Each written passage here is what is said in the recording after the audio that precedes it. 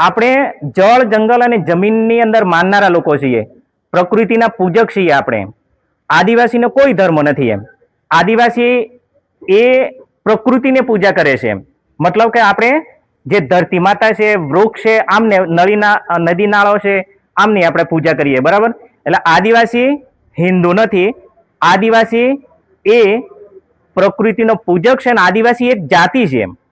આદિવાસી એ ભારત દેશના મૂળ માલિક છે એમ. આઝાદ ભારતના 69 વર્ષ થવા આવ્યા, 79 વર્ષ થવા આવ્યા, પણ આઝાદ ભારતમાં સૌથી વધારે જો કોઈ શોષણ થતું હોય તો આપણા આદિવાસી સમાજ ઉપર થતું રહેલું છે એમ. આ શોષણ થવા પાછળનું મુખ્ય કારણ એ છે, દેશ આઝાદ થયો પણ આપણે તો જ્યાં છીએ ત્યાં જ છીએ.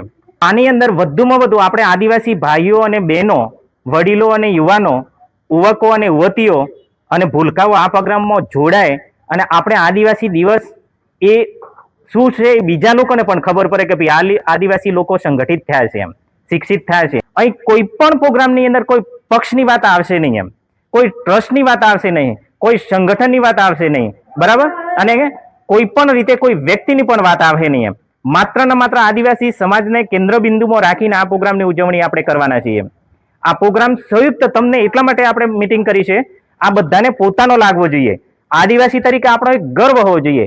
આપણે એવું સંગઠન મજબૂત કરીએ, એવા લોકો આપણે જાગૃત થઈએ અને જાગૃત કરીએ કે આદિવાસી કહેવા માટે શરમ સંકોચ ન કરે, પણ કોલર ઊંચો કરીને બોલી શકે કે હું આદિવાસી, હું ગર્વથી કહું છું એમ, બરાબર. એટલે એટલા માટે હજારો લોકો સ્થળાંતર કરીને મજૂરી કરવા માટે આપણા લોકો પ્રેરાય છે. છોકરીઓ સમાજની અંદર ઘેટા બકરાની જેમ વેચાય છે એમ. આપણા સમાજની અંદર તમે જો વ્યસનનું પ્રમાણ કેટલું બધું વધી ગયું છે એમ, બરાબર. આ બધા જ મુદ્દાઓ જો નાબૂદ કરવા હોય તો આપણને સંગઠિત થવું પડે. સંગઠિત થવા માટે આપણે વિશ્વ આદિવાસી દિવસની અંદર બધા લોકોએ મળવાનું છે.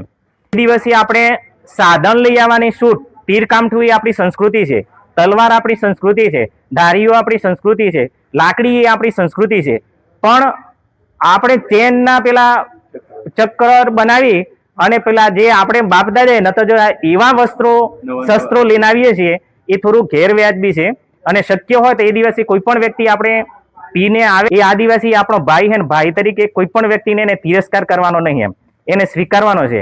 એટલે કોઈ પણ આવે એટલે એને ધક્કા મારીને કાઢી નહીં મૂકવાનો, પણ એ અસ્તવ્યસ્ત વ્યવસ્થા ન પેલી થાય એ જવાબદારી આપણે રાખવાની છે ને એમના આયોજન માટે આજે આપણે મળ્યા છીએ. આગલા દિવસે આપણે દરેક લોકો દરેક ગામની અંદર ઢોલ વગાડવાનો છે 8 તારીખે હાજે. એટલે દરેક લોકોને ખબર હોવી જોઈએ કે વિશ્વ આદિવાસી દિવસ આવ્યો છે એટલા માટે ઢોલ વાગ્યો છે. આપણે રાવળીગેર કરીએ તો આજુબાજુના ગામડાવાળા ઢોલ વગાડીએ છીએ, વગાડીએ કે નહીં વગાડતા? કોઈને પરવાનગી લઈએ છીએ ના. ઢોલ આગલા દિવસે એટલે વગાડવાનો છે કે બધા લોકોને ખબર હોવી જોઈએ કે આગલા દિવસે કે ભાઈ 9મી ઓગસ્ટ એ આપણો એક સ્પેશિયલ દિવસ છે એમ. વિશ્વ આદિવાસી એટલે વિશ્વના દેશોએ, જે આખા વિશ્વની જે સંસ્થા છે, દેશો ભેગા થઈને જે યુનો એટલે જે ઉનો નામની જે સંસ્થા સાદી ભાષામાં કહ્યું છે, એ લોકોએ આપણો વિશ્વ આદિવાસી દિવસ આપ્યો છે. તમે કોઈ દિવસ મુસ્લિમો દિવસ ઉજવતો જોવો કોઈએ? ના. ન મુસ્લિમો દિવસ કોઈ દિવસ ન ઉજવે, પ્રજાપતિ કોઈ દિવસ ઉજવે છે?